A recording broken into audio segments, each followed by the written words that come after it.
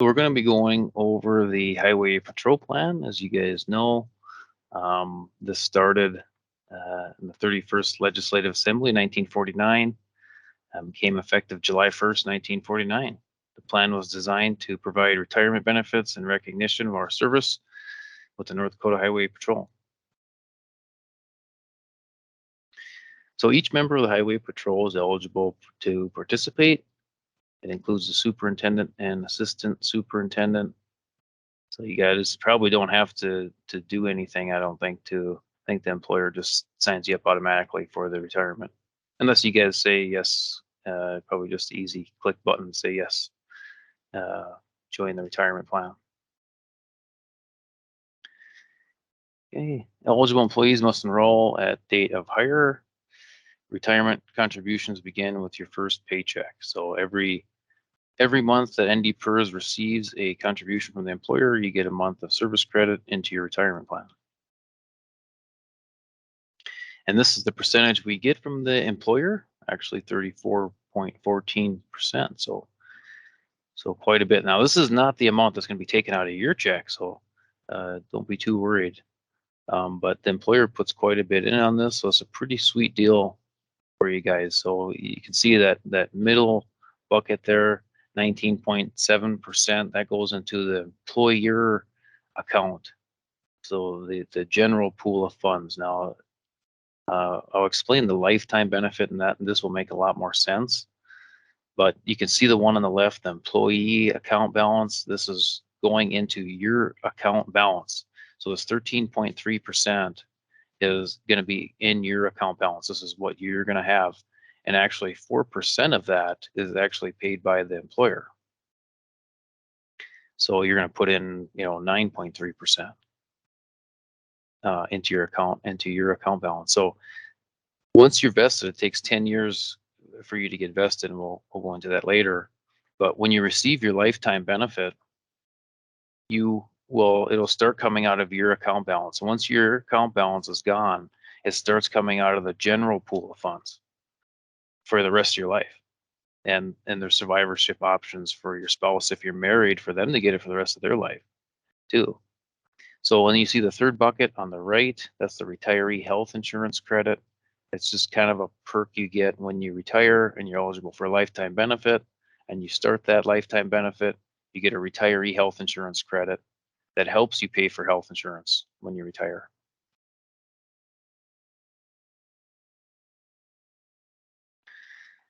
So there's kind of an increasing amount every year going into the employee and employer account balance, 0.5% a year, to help that fund stay intact and increase that. So it continues on. You can see that going through 2025. So like I said, you receive 1 month of service credit for each month NDPERS receives a contribution on your behalf. So it's a month-by-month basis. If you work 1 day, 1 week, 1 month of that month, you get 1 month of service credit. You become vested after 10 years of service. Now, when I say vested, that means when you're vested, you're eligible for a lifetime benefit. Now, even let's say you turn age 55, let's say you start when you're 54. I mean, someone's probably not going to do that in Highway Patrol. And they turn age 55, then they'll be vested. But the thing is, the calculation is your years of service times your final average salary times the multiplier. So if you don't have a ton of years of service, your benefit's not going to be very big. But you have to have 10 years of service to be vested in the plan. This is an annuity. You can receive a monthly retirement payment for the rest of your life.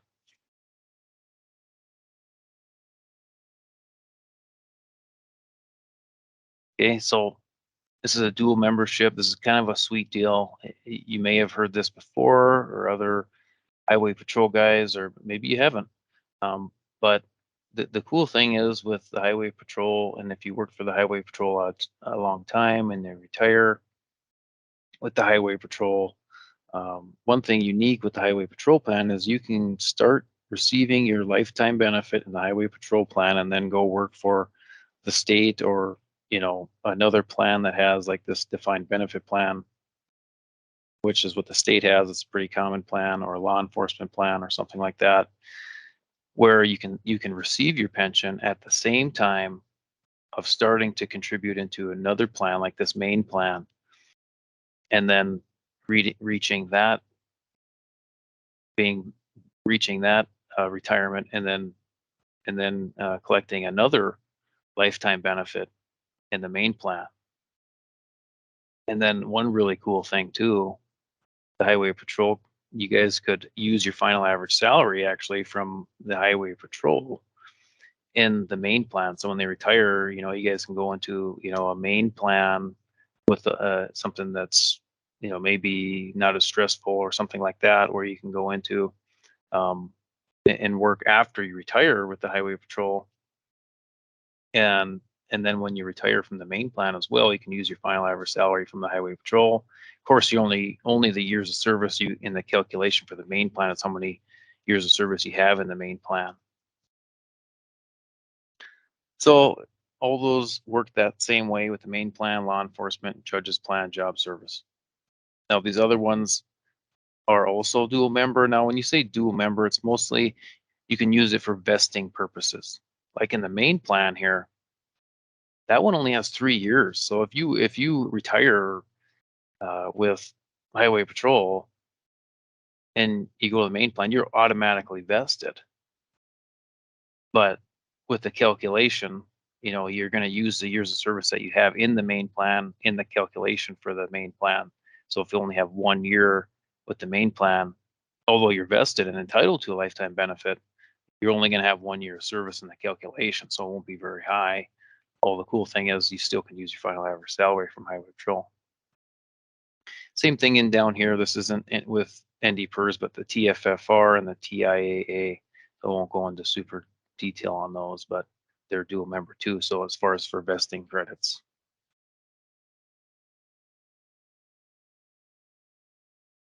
So once you're vested, you can purchase more years of service in your plan.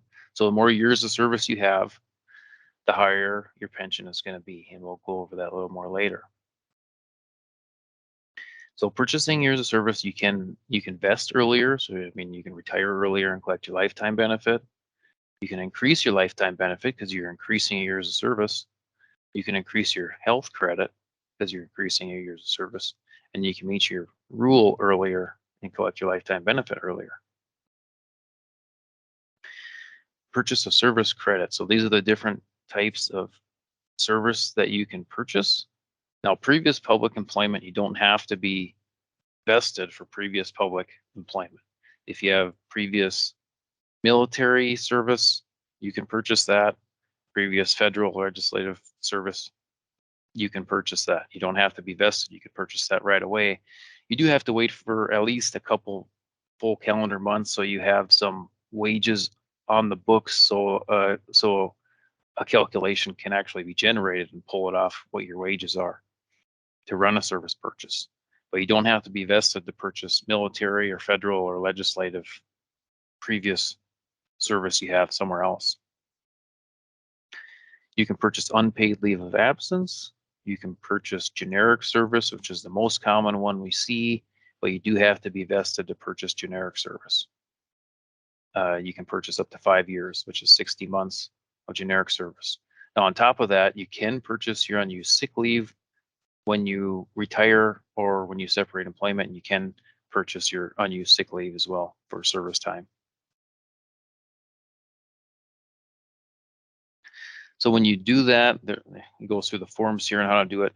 The best way to do it is when you log in. You guys probably don't have this yet, but your NDPERS login. And They have it. What's that? They do have it. Oh, good. That's good to hear. So you guys log in, and you can see all the stuff that we're going through. We're going through, all the insurances. We're going to go through later. I don't know how we're going to cover all this. I won't go in super detail on everything, so we can go over everything a little bit for you guys. But if you're looking at service purchases and benefit estimates, you guys log in on your NDPERS and check it out there. I mean, because the same exact thing that we're running on our side is the same calculations you're going to get there. You guys have them at your fingertips. But like I said, on the service purchase, you don't want to do that yet because you probably will get an error or an incorrect amount. I mean, if it says like $0 or $100 for a service purchase, yeah, that's not right. It's like thousands. So, but you probably want to wait 2 or 3 months, run a service purchase in there. It's really easy on your NDPERS login. And same thing with benefit estimates. The benefit estimate you can see, and there's an example of that later, but you can see how much your lifetime benefit is, projects it forward to when you will meet your rule. Ways to purchase a service purchase would be through a rollover. Say if you have a retirement account from somewhere else, you can roll those funds over to pay for a service purchase, or you could just pay out of pocket too. Or you could do periodic payments. You could do that too. But you do have to pay interest if you're doing installment payments. So here's an example of a service purchase. This is somebody who purchased, just an example of somebody who purchased their 60 months of generic once they're vested. And you can see the example on the right, they have 25 years of service versus on the left, if they didn't do the purchase, they'd only have 20 years of service. So now a service purchase is really expensive because you have a really, you get a lot of money out of it when you do a service purchase, because you see this on the right, 345,000 over 20 years is the additional amount you would get in doing the service purchase. So it's quite a bit of money. I mean, and so when you do the service purchase, it costs a lot to do it, and it's a really safe investment for you in doing a service purchase because you're not at risk of the stock market of how it's going to do. It's going to increase your lifetime benefit by this calculation, and it's a safe investment. So that's something you can consider. I mean, you can't really do anything now anyway, but 2 to 3 months you can run one, see how much it costs, and if you have previous public employment, then you can do one now. If you don't have previous public employment or any military service previously, then you'd have to wait, to be vested to purchase the generic service. So the other thing is sick leave conversion.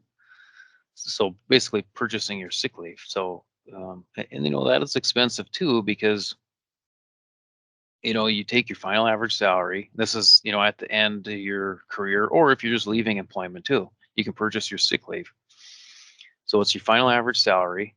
Now your final average salary is normally is your last 3 years and averaged, but really it's a look back of 15 years, your 3 highest 12-month consecutive period, 12-month consecutive 12-month consecutive periods, the last 3 years, or not the last 3 years, but it looks back 15 years and averages that. So your final average salary times 34.14% times your years of service. So, or times the number of months that you are going to purchase. So let's say you have, it seems like the highway patrol guys always have a whole bunch of sick leave. They just never get sick, or they just fight through it. I think is really just hardworking guys. So let's say you have like a year or two, let's say you have like 12 months. You can purchase that year when you retire on top of any other service purchase. Now, the sick leave, and you may, you could calculate it too. I mean, your final average salary times 34.14% times, 12 or whatever, to see if it would be cheaper or not than generic service. But it's just another opportunity when you retire, when you leave, you could purchase it and add more time to your years of service to increase your pension.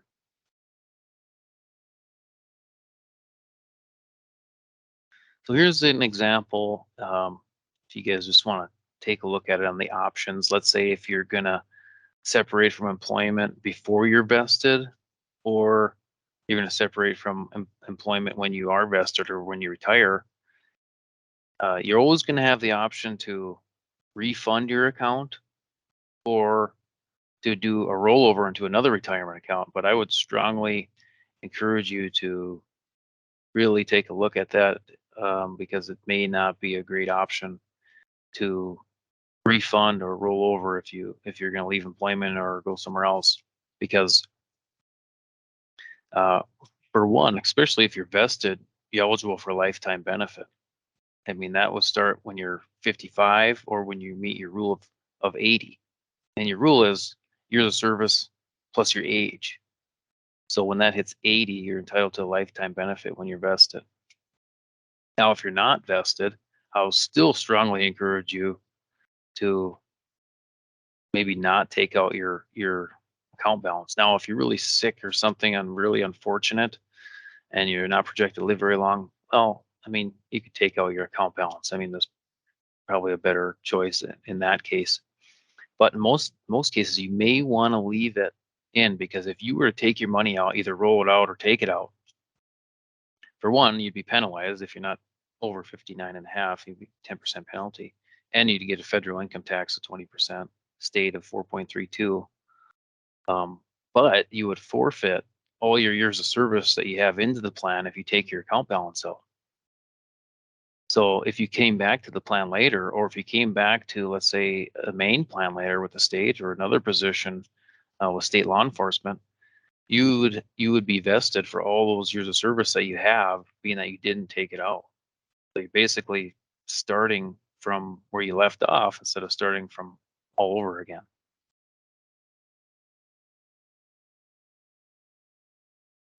Disability benefits, the highway patrol plan. So you're vested after 6 months, must separate from employment, must be determined by a medical consultant or Social Security ward. The disability benefit is 70% of your final average salary, minus any workforce safety insurance benefits, and $100 is the monthly minimum. So this is the survivorship benefits of a highway patrol member. So if a highway patrol member passes away, their spouse or whoever is the beneficiary, if the highway patrol member that passes away is married and has a spouse, it could be eligible for the lifetime benefit. If the member is vested at 50% of the normal retirement benefit. If the member is not vested, the beneficiary could take a lump sum of the retirement account, or they could roll it over into another retirement account or another pre-qualified retirement account from one pre-tax account to another.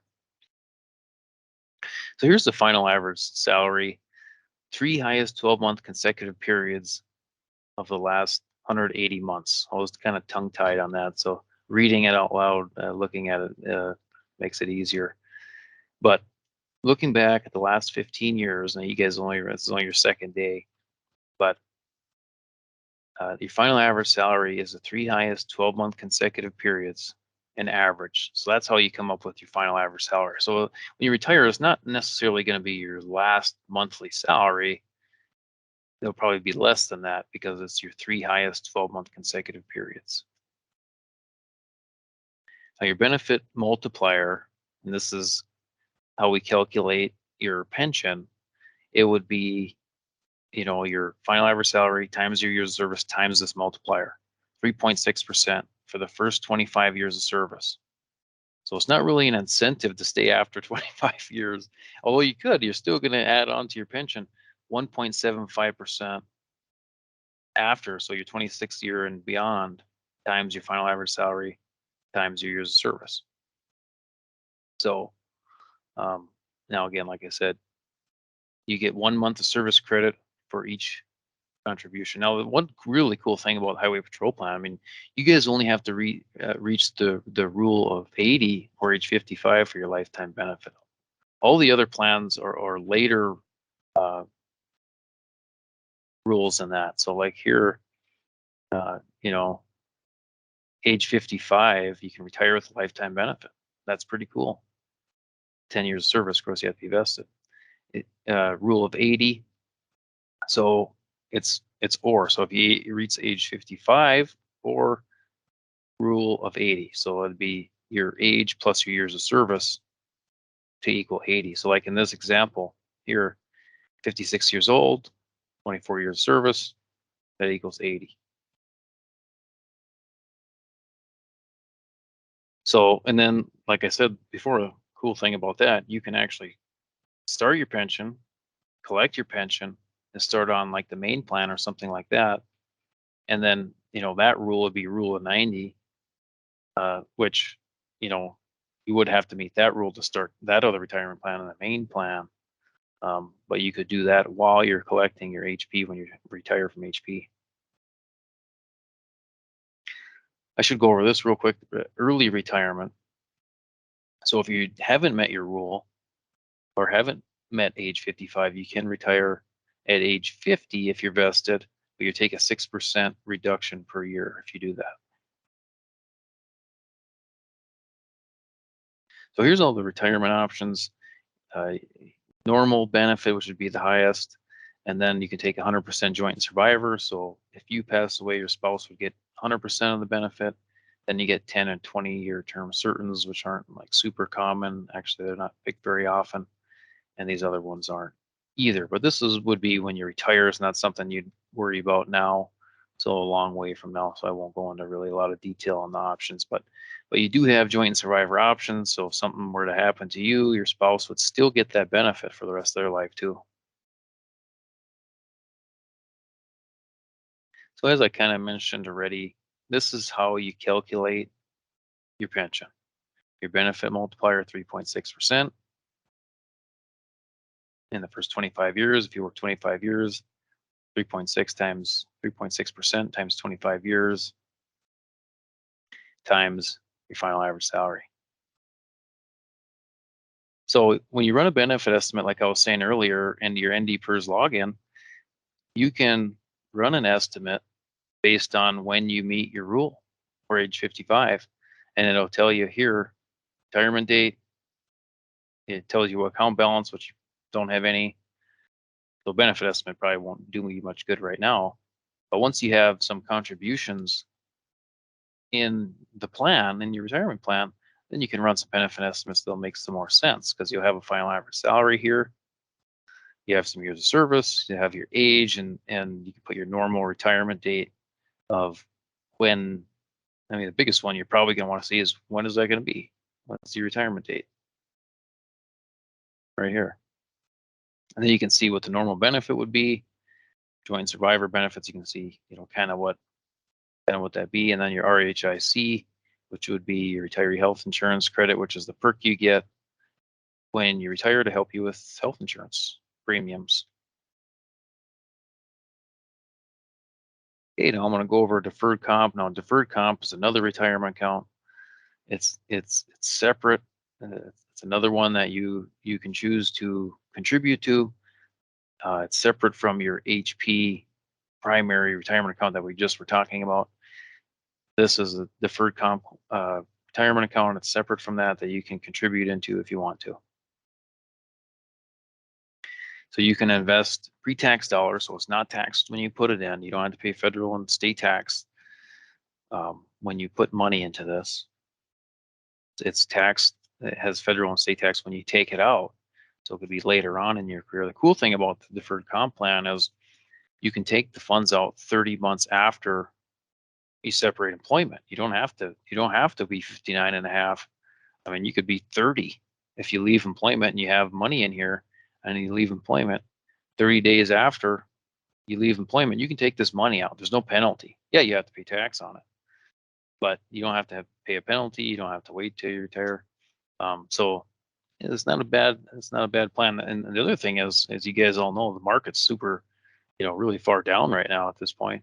And so if you're going to be putting money into a retirement plan, this one is subject to the stock market, but we're probably going to be looking at a correction in that going up. So it may not be a bad idea, but if you wanted to invest more into your retirement plan, separate of your primary plan with HP, you can purchase service in that one to invest in it. But in this one, you can choose the amount. You can do right on your NDPERS login too.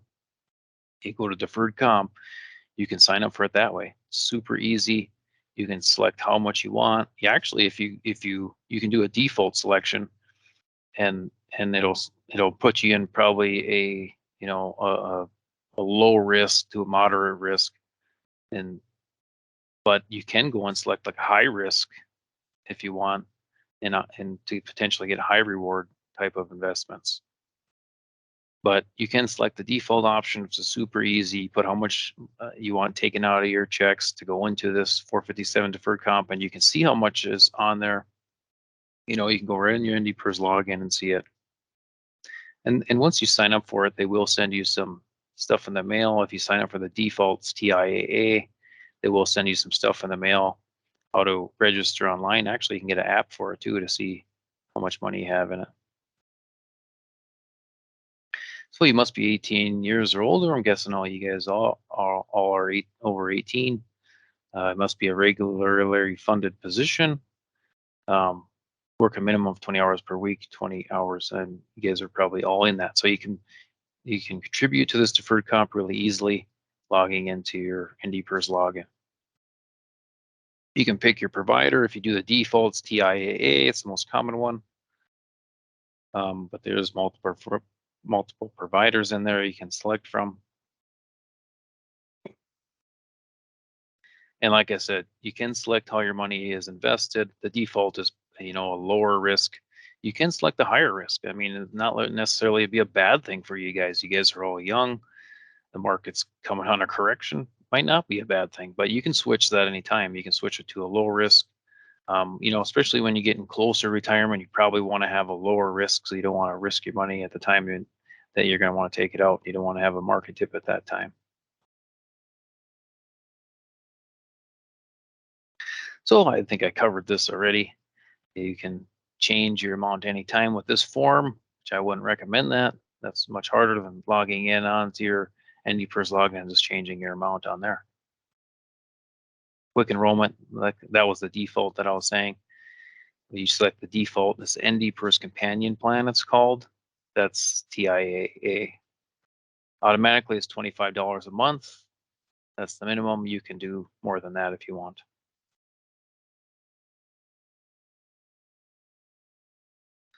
So for 2021, 19,500. This year in 2022 is 20,500. That's the maximum you can put in there for the calendar year of 2022. 2023, I'm not sure yet.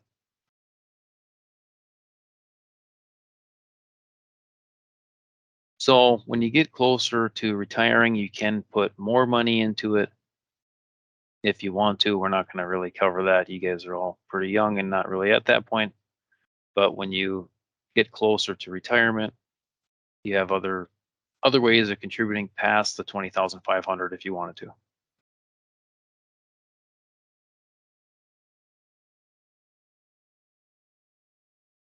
Okay, so we can't exceed the IRS limits on this, which we were just talking about. And we covered this already too. So if you separate from employment, I said 30 days, looks like to be safe 31 days. When you separate from employment, you can take the money out of this account. You're not subject to the penalty of 10%. Of course, you will be taxed on it, but you can take it out.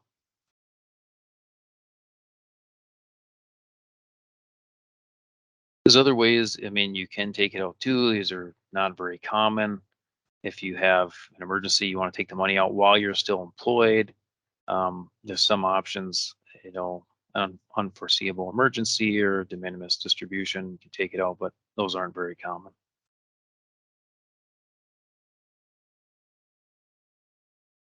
Like I said, when you take it out, you will have a 20% federal income tax. So they'll take 20% out, when you take it out. But, when you do your taxes at the end, you could get that back if you don't owe that much in taxes. So it's not like a penalty. It's just paying federal and state income taxes. Or you can roll it over into another tax qualifying plan. You don't have to take it out. You can leave it in there too if you want. I mean, we get that question a lot. People, someone's leaving employment and they want to know, do I have to take it out? Do I have to do something with the money that's in the deferred comp account? You don't. You can leave it in there. It'll stay invested. You can leave it in there. You don't have to take it out. The other thing too, with purchasing service credit, we talked about that earlier, in your HP plan, a lot of people, when they purchase service in the HP plan, they roll money from the deferred comp account to pay for the service purchase in the HP plan. So you basically roll the money from your deferred comp into your HP account balance, and you purchase service that way, and you increase your lifetime benefit in the HP plan. So if you plan on doing, you think it's a good idea that you may want to purchase service in the HP plan, to increase your lifetime benefit, you may want to contribute to the deferred comp plan, because you can roll that money from there, purchase service. Now, when you reach age 72, I probably shouldn't even mention this, you guys are so young, 72 is such a long ways away. You do have to take it out at 72. You can't leave it in any longer than that.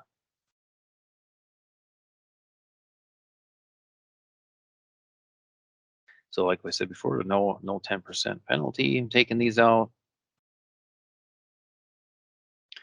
Okay, so here's the first stop for questions. If you guys have any, we will go get into insurances after this, so don't worry about that. But for any of the retirement stuff we have, is there any questions from you guys on that, or should we keep going?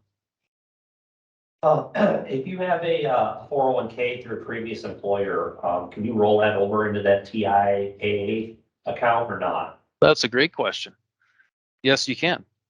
You can roll it over, and a 401k is a pre-tax plan. So, I mean, that one's pretty obvious. Sometimes, if they're, let's just say, if they're a pre-tax retirement account that you have from somewhere else, chances are good that you can roll it over into the deferred comp, or you can roll it over when you're purchasing service in the HP plan. But you have to be, you have to be vested, unless you have, if you have previous public employment, then you don't have to be vested and you can roll it over.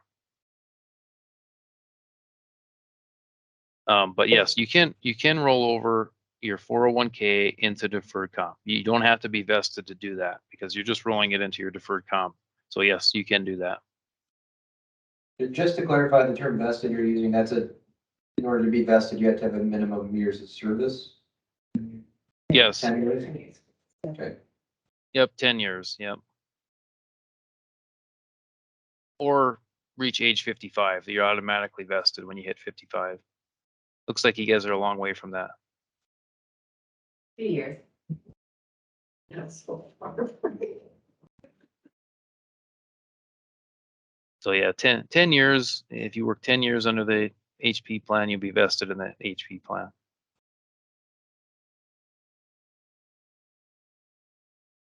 Anything else? Good. Okay.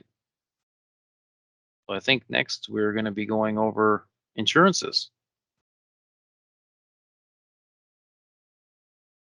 And sure you guys are excited about this, because I mean, I love giving a presentation when the benefits are awesome. I mean, your health insurance is awesome, your retirement's even better. So we'll go and we'll get into insurances now.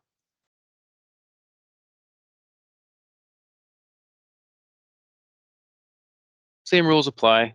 Have to be over 18, work at least 20 hours a week, 20 more weeks a year, regular funded. Now, if you have any children and dependents on there, they can stay on the plan until the first month of their 26th birthday.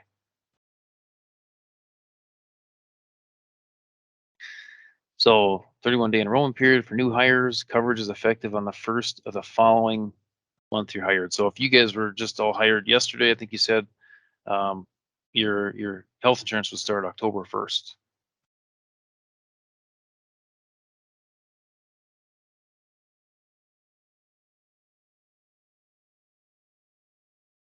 Special enrollment periods, loss of coverage, marriage.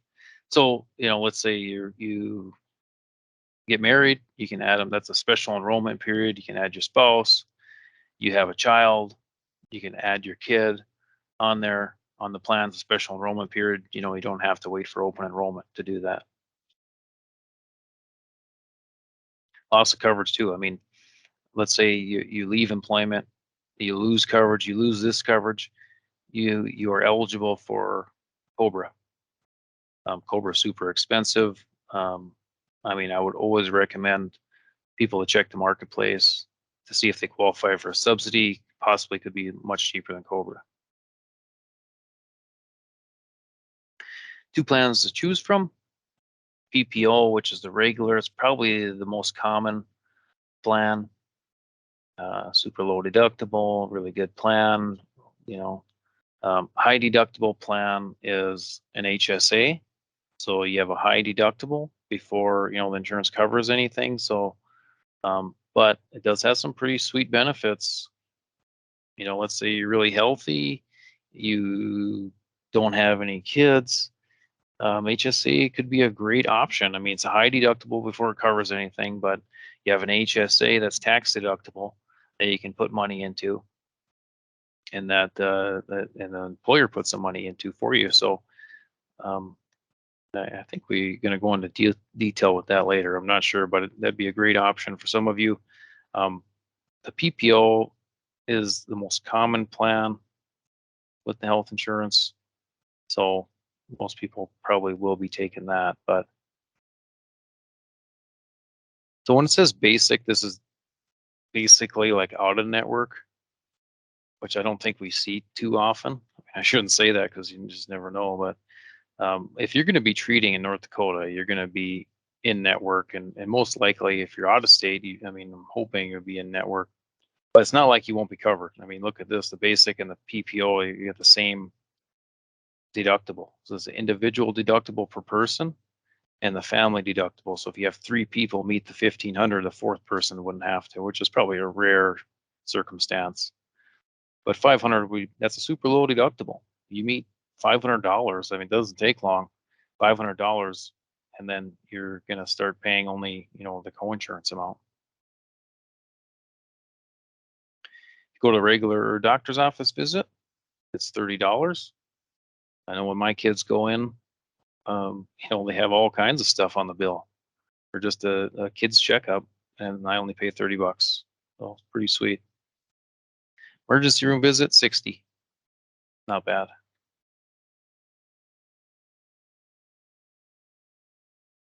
Co-insurance maximum. So like I said, after the $500 per person, it's 80/20. So the member is only paying 20%, up to another 1,000, and then after that 1,000, 100% covered. So if you had something, bigger happen, you have more treatment. 1,500 is the most per person that you're going to pay. Be 100% covered after that. There's out-of-pocket maximum, 1,500. That'd be 500 for the deductible, and 1,000 for the co-insurance. You only pay 20% after the deductible, up to another 1,000 for that 1,500.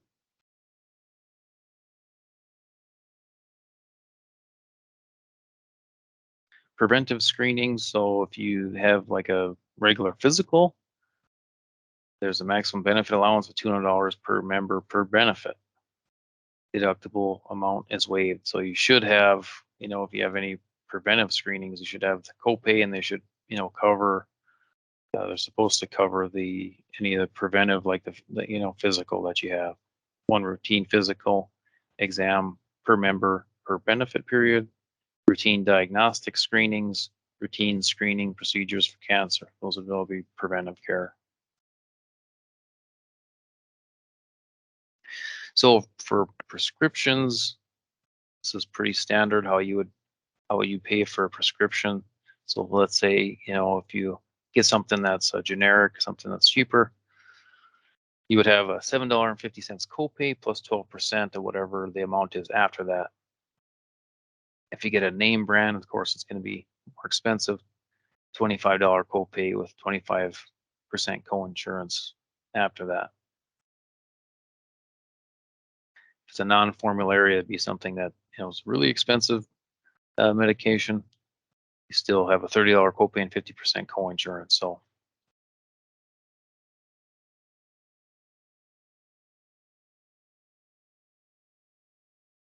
on our website, you guys too, I should mention, ndpers.nd.gov. We have a lot of stuff on there. We have all the insurance stuff. I mean, you guys probably see it on your NDPERS login too, which is separate from our website. But you guys can click on all that stuff when enrolling in benefits. You can click on, I think it's called See the Plan or something like that, that you can see all the benefits too. Get more detail if you want. Okay, good. We are talking about the high deductible health plan.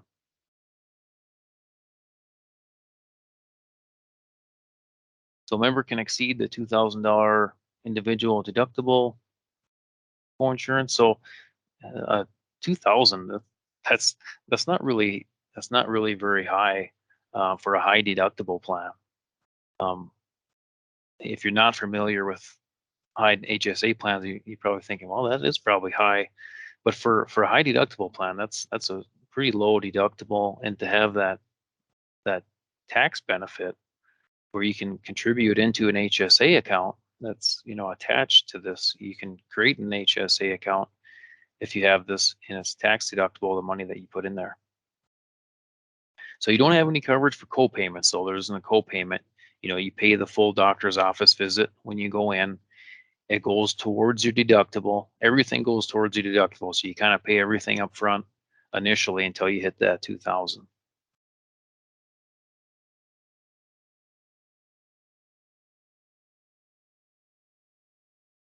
So 2,000 would be their per person deductible for the HSA plan, and 4,000 for the family.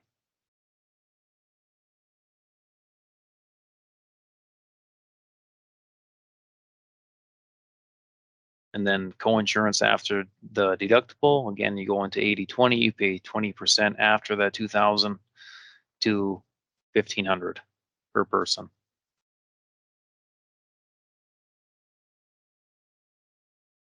So your out-of-pocket maximum, so if something bad happened to you, you need a surgery or something like that, and you have the HSA plan, the most you're going to pay for one person is 3,500. Are you guys all familiar with what an HSA is? Health savings account?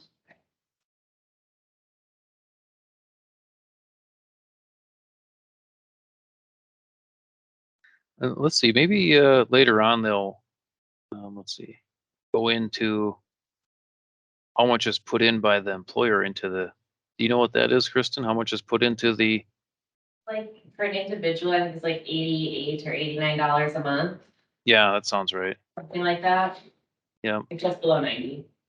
Then a family is more than that. Let's see, maybe we have that on here. I think you do somewhere.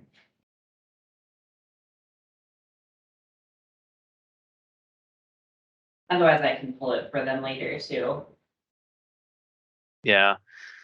So to add on to that, you guys, so the employer, being that the employer has a lower premium that the employer is paying, or the NDPERS, for the NDPERS insurance, they put in some money, which is your money, it's totally your money, it's benefit to you, you get it, goes into your HSA account.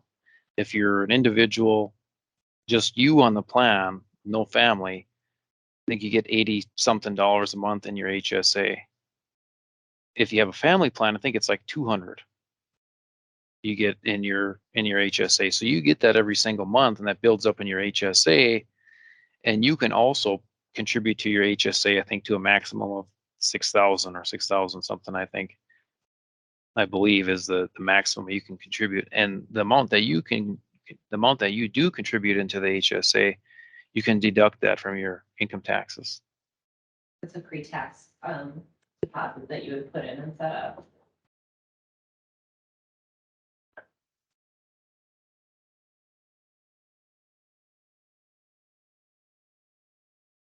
And then once that money is in your HSA, you can use that to pay for your expenses. So if you have this, 2,000 deductible, or the worst can happen, 3,500, you can use that money in your HSA. Now the money in your HSA, you can only use for medical expenses. So, but you can use them when you have medical expenses. So, I mean, and you can switch back and forth. So at the end of the year, you get to open enrollment, you can switch back to the PPO starting January 1st. You can make that election in the fall. You can switch back if you wanted to. I actually did that myself. So, you know, I used to have an HSA before I had kids, and I had all this money saved up in my HSA because I did this. And then I was able to use all that money from my HSA when then I switched to the PPO when we had kids, because, you know, it's going to be expensive when you start having kids. And, you know, so all the money we use for the deductible from the HSA, all the medical expenses then at that point. So it's just a good option that you guys can take a look at. And when you are electing a plan, in your NDPERS account, your login, you can click on those plans and see them for more detail what they are and see what you want to pick. So we did cover this already. What is an HSA? Different than a health plan. It is health insurance. It covers you from the major things. You know, your deductible is $2,000 instead of $500. Out-of-pocket maximum is $3,500 instead of $1,500. And then after that, it's 100% covered. So qualifying expenses, any expenses you have from medical, dental, vision, chiropractor, prescriptions, all can be paid from your HSA.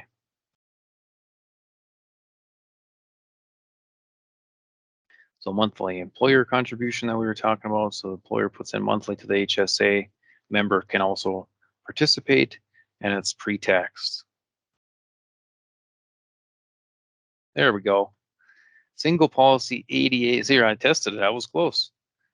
88.46 for a single person. That's how much the employer would put in for you guys. That'd be additional amount you would get. So if you take an HSA, this would be the amount that you would get in your HSA that you could use towards medical expenses. If you have a family plan, so if you got a spouse and or kids, 214 a month would go into your HSA account. That's always going to be yours.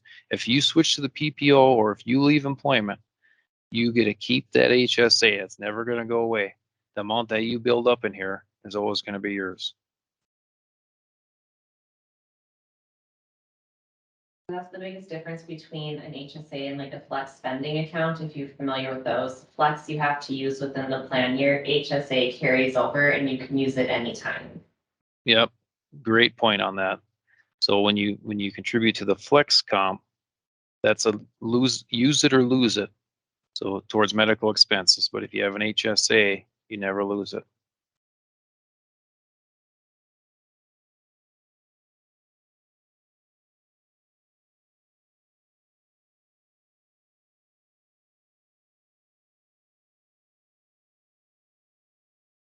Yep. So this is the flex stuff here that we just mentioned. So it's the same concept. You can put into your flex. You have to elect that like now when you first enrolled, or in every year in the fall of every year you enroll for the next calendar year and how much you want to put towards flex. Now flex, like we said, is a use it or lose it. And you can't have both. If you have an HSA, you can't have flex. You can't have both. But if you don't have an HSA, which most people don't, most people do have the PPO health insurance, then you can have flex. And I would say probably most people do contribute into flex some amount. You can pick how much amount, up to $2,700, you put into flex, and then divide it by 12 and take that out of your paycheck. But that amount for that year, you can claim towards, and I would register. I would just say, you know, it's real super easy, you guys, on ASI Flex. Register and create an account and submit your EOBs to ASI Flex to get your flex money from ASI Flex. And so that's for any medical expenses that you have. So let's say you do a flex, let's say you do $1,000 for next year in 2023, you'll have until that next April to claim it. So you have a grace period to do that.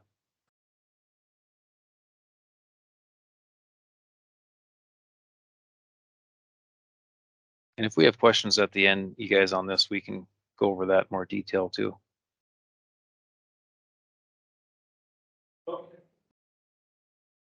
Prescription drug coverage, 80% of allowed charge of deductible amount. Non-formulary is 50% of allowed charge after deductible amount. This is the coverage for prescription drugs for the HSA. So here's a link for that. You know, you guys do have that detailed coverage, you know, when you're under your NDPERS login, when you're signing up, it says more about my plan or something like that, you can click on. You also can go on ndpers.nd.gov. You can go in and see all these details for all these insurances. Just a ton of information on our website.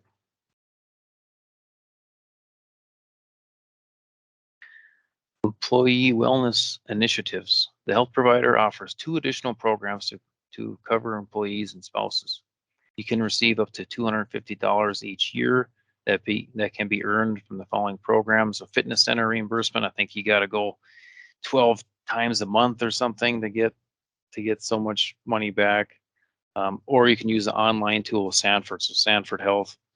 You log in with Sanford. It's actually a pretty cool website. You can see, you know, all your stuff with Sanford and your appointments, and you can also do this wellness thing on there to try to earn your $250 per calendar year for the wellness benefit. And if you have a spouse on the plan, you can do that for her as well.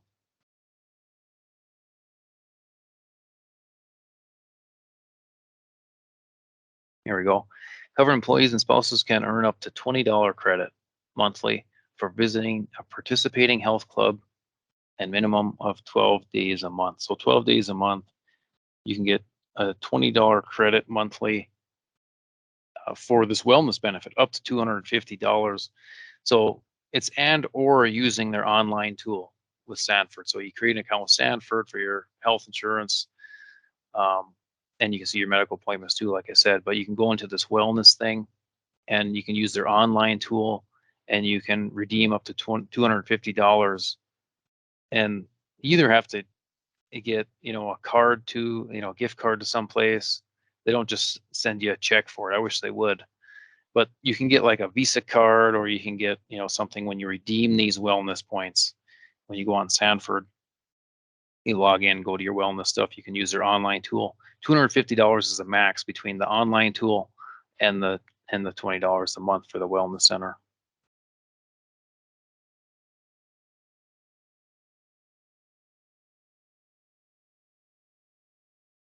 Okay, so you guys also have employee assistance program. You have to be a full-time employee, 20 hours a week, 20 more weeks a year, at least 18 years or older. Your dependents are also eligible. If you're legally married, children up to age 26 that are covered on the health insurance. Enroll through member self-service. That's what I refer to as your NDPERS login. And that premium is paid by the employer. This program provides a special assistance and guidance and counseling to determine appropriate diagnosis treatment to employees and eligible dependents. Individual sessions are available. Phone counseling is available, toll-free, 24-hour crisis hotline. It's all covered. So here's all the things that they can cover. You can do in-person meetings too. Alcohol and drug dependence, job stress concerns. I mean, literally anything, you guys. I mean, there's all kinds of stuff on here. You can even do, you know, marital counseling, financial issues, work-related problems, pretty much anything. So if you guys just need help, talk to somebody, anything like that, it's completely confidential. Nobody needs to know. You can sign up through this. You can look at more of this info and find out how you can do these counseling sessions. Like I said, it's confidential. All clients can be assured that no information will be disclosed to anyone without the client's written authorization or within the limits of the state and federal. I mean, this is HIPAA laws. There's no way this information can get out. So if you guys need it, please do it. Okay. Grant available through Department of Health. Permanent employees on the health plan who can participate in it. Now let's go through the dental insurance. And we'll go through vision after that. So a lot of insurance we're going to try to cover in an hour and a half. Again, at least 18 years or older, you guys are all covered by this. Children until the first of the month following. So they can stay until they're 26 too with the dental and vision. If you have kids on there, they can stay on until they're 26. Okay, same thing for you guys. October 1st, the dental and vision can start. And if you have a new child, you can add them on. That's a special enrollment period. Or if you get married, you can add your spouse on. No waiting periods on the dental and vision. So if you have stuff, some dental work you need to get done, and you can sign up for the dental and you can get that stuff done and covered right away. No age limit on orthodontic treatment. There is a $1,500 lifetime maximum on orthodontic, which is actually pretty good. From what I've seen, most, shouldn't say most, but I know some dental plans don't have any orthodontic treatment. And they do mention a network. In this case, with the dental and vision, you do want to make sure they're in the network. Because if they're not, I mean, you know, the dentist or they may not even want to run it through your insurance at all, or they probably won't. If you're not in the network, they're not going to run it through the insurance most likely. So you might want to check with your dentist or to see if they're in the network with Delta Dental. Premiums can be pre-taxed. You can do that on that Flex. Same thing when you sign up for Flex, the amount for the reimbursable Flex, you can flex the premiums. So you don't have to pay tax on the amount you pay in premium for the dental and vision.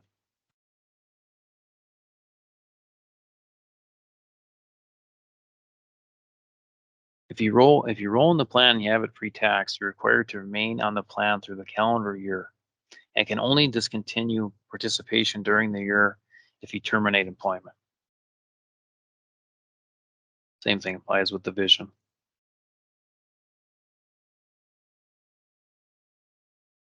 So with the vision plan, now you can see the premiums on, you know, online on our website or on your member self-service. You can select, I think the dental was like $6 a month per person and $13 for a member and spouse. Dental is $39.80 for one person and $76 for member and spouse. But you can see that premium on there, and you can see more detail of the coverages on here. I'm just going to kind of broadly go over them.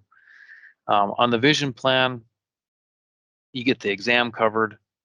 You get $35 towards contact lens. So if you have contacts, the vision's a good plan. If you don't have contacts, you can see if it would be worth it for you. But with contacts, you have to renew them every year. So you get the exam covered, and then you have $35 for contact lens fitting. So you do have to pay that $35. And then they cover $100 per year for contacts or glasses.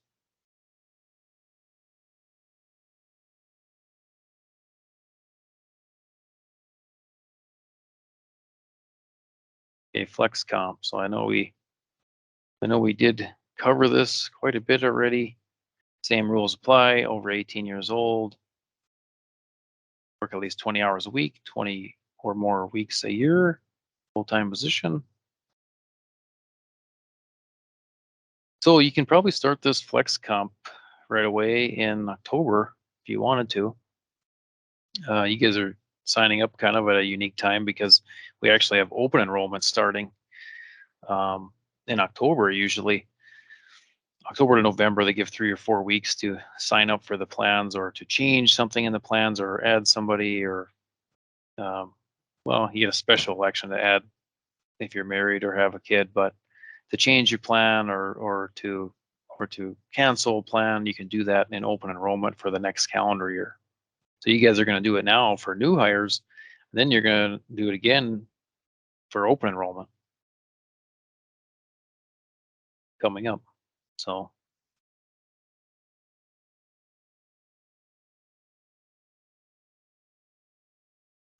with the flex comp, you know, like I did kind of mention earlier, that you can pre-tax the premiums for dental and vision.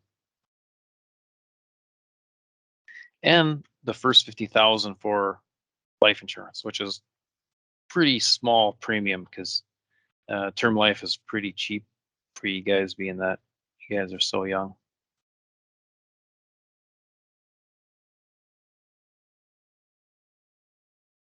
Okay, so the maximum amount 2021, I think this may be the same, 2,750 for the max flex amount. So that's pretty high unless you know you're going to have that much. You may not want to do $2,750 for your flex unless you know you're going to use it. If you know you or your spouse or a kid or somebody is sick or something, you know you're going to use that, or if you're going to have a kid, I mean, you know that's going to be expensive. So you could elect to have the 2,750 for flex because you know you're gonna use it. Right here, you can't have a medical spending account if you're enrolled in a high deductible plan. So like I said, if you do have the HSA, you can't also have the flex.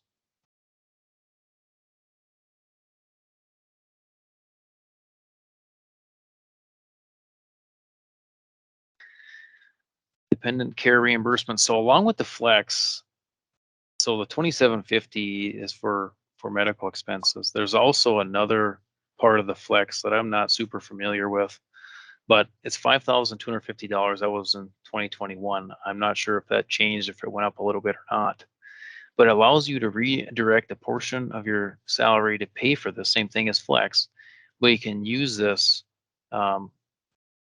for, I think for daycare and stuff like that, if I'm not mistaken. I'm not too familiar with it, but it's separate from medical expenses. So I'm pretty sure this is for daycare and stuff like that. But you do want to check if you have dependent care reimbursement. If you're paying for daycare and stuff, you may want to take a look at this. It's up to 5,250. It's probably not going to cover the daycare cost, but at least you can get some of it deducted from your income tax. Like we mentioned earlier, it's use it or lose it. So it's better to, when you're trying to figure out how much you're going to use for your flex, probably go a little under that because you don't want to lose it. That'll defeat the purpose of trying to save some money, because when you're deducted from your taxes, you're only saving the tax bracket that you're in. If you lose it, you're losing 100% of it. So don't get too aggressive when you're selecting your flex amount. You may want to go a little under what you're calculating that you think you're going to use.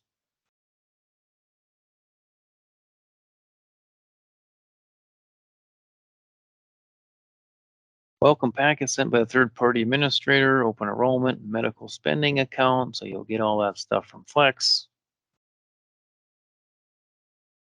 I do want to save a little time for the life insurance here and go over some of this.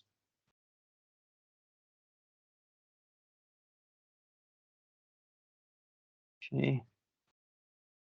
Same thing with the life insurance. So as far as when you guys can enroll in it, it can, for an effective date, it can start October 1st. Same thing with life insurance, same thing with dental, vision, health insurance. All can be effective October 1st if you're starting in September. Okay, no evidence of insurability required up to the maximum guaranteed issue for $200,000 for the member. So you don't have to submit the health questions and things like that. You can get $200,000 guaranteed issue for the member. You can get $50,000 guaranteed issue for the spouse. Now, if you want to get more than that, you would have to fill out the EOI, which is what has your health questions and stuff like that on there. And during open enrollment, you can increase your amount by $25,000.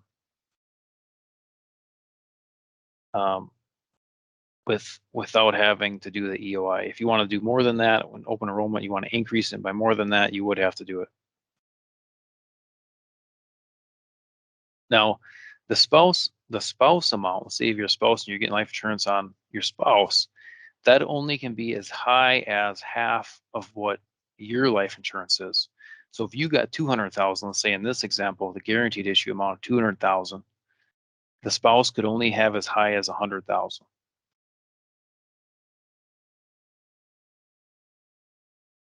So you automatically get 7,000 in coverage.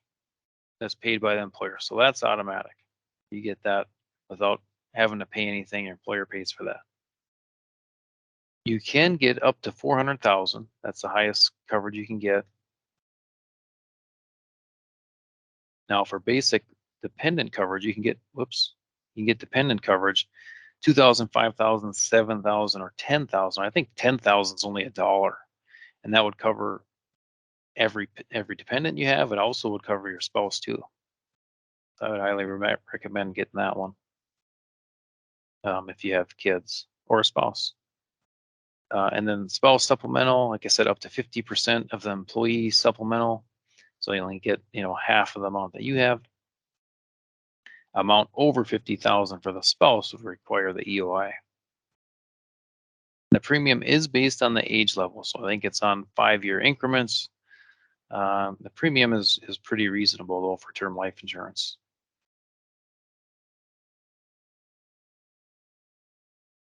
The features with this life insurance that comes with it, it's automatic. You don't have to sign up for it or anything like that. Accidental death and dismemberment coverage, living benefit option, travel assistance program, funeral program, occupational death, line of duty. You can find more about those in detail if you want. That comes along with it, but term life insurance is the main benefit.